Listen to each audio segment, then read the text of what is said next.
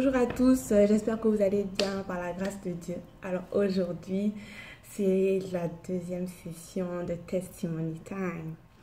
Alors aujourd'hui, le témoignage est celui de Marlène de Cape Town. Bonjour Marlène. Elle nous a envoyé un très long témoignage que j'ai dû essayer de résumer. Donc, sans trop tarder, mon témoignage a débuté la dernière semaine de l'année 2017 en préparation pour la veillée du 31 au 1er janvier 2018 lorsque le pasteur Chris a déclaré l'année du surnaturel 10 ans en un. J'ai prophétisé sur tous les domaines de ma vie. Ensuite est venue la session sur Love World Sat du 15 au 19 janvier 2018 avec les autres pasteurs qui étaient présents. Alors, ce qui m'a beaucoup touchée était la session du bishop McLarens quand il a prophétisé sur la restauration. J'ai déclaré et affirmé restauration sur tout ce qui me concerne.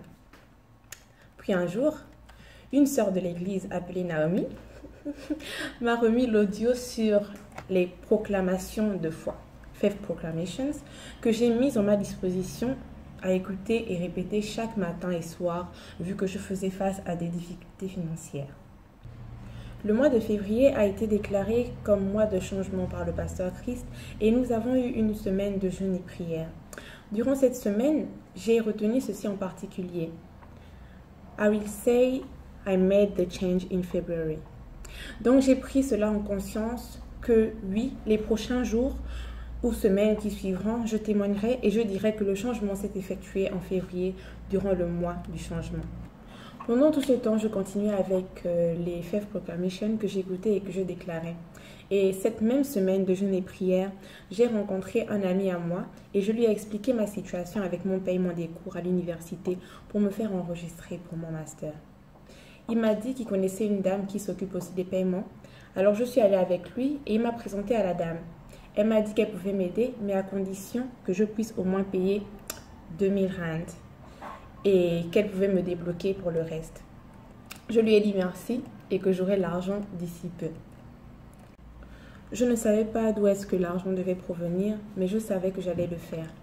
J'ai continué à faire mes déclarations et proclamations de foi pendant 2 semaines.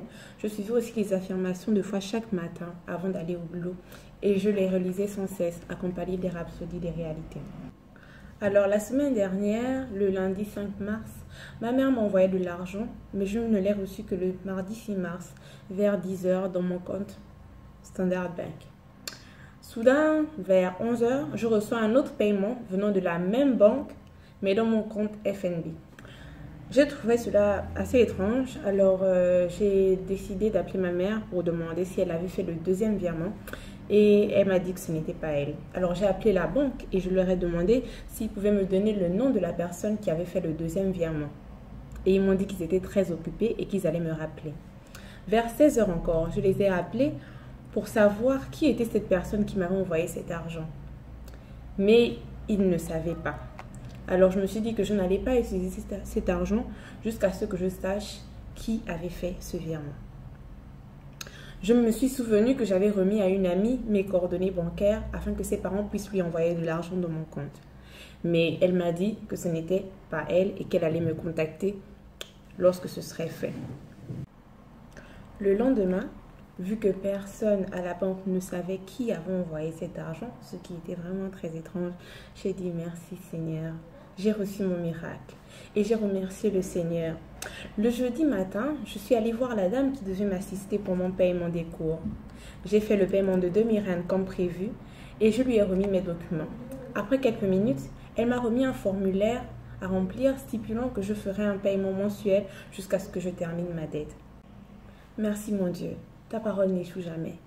Là où à d'autres on a insisté de payer la moitié de la dette pour se faire enregistrer, tu as permis une somme spécifique pour moi. Je te rends grâce car ta parole est une lampe à mes pieds.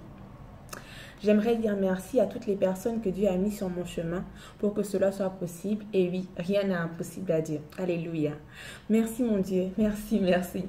Merci Pasteur Chris, merci Pasteur Karen, merci Naomi et à toutes les personnes que la main de Dieu a touchées pour ma faveur. Ainsi s'achève ce magnifique témoignage. Alors, derrière ton écran, tu peux être en train de faire face à certaines difficultés. Ça peut être lié à la santé, ça peut être des problèmes financiers, ça peut être des problèmes familiaux, ça peut être un autre domaine de ta vie et tu ne sais pas quoi faire. Tu es fatigué parce que ça prend trop de temps.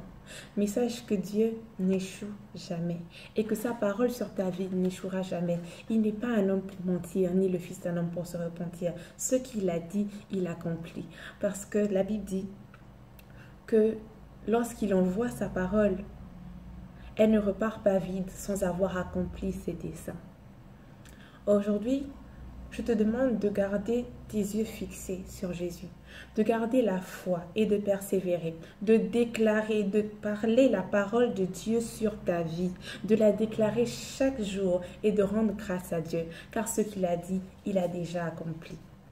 Alors, où que vous soyez, si vous avez un témoignage à partager, vous pouvez me l'envoyer sur mon compte Facebook ou Snapchat. Et ce sera avec plaisir que je le partagerai sur ma chaîne.